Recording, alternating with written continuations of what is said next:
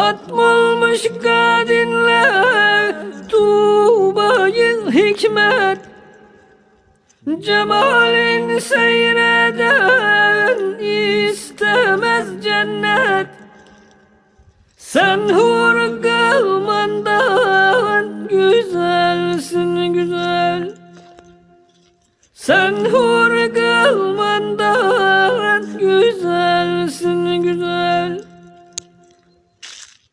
Gözlerin vel fecri benzer İmran'e, seni seven aşık olur divane.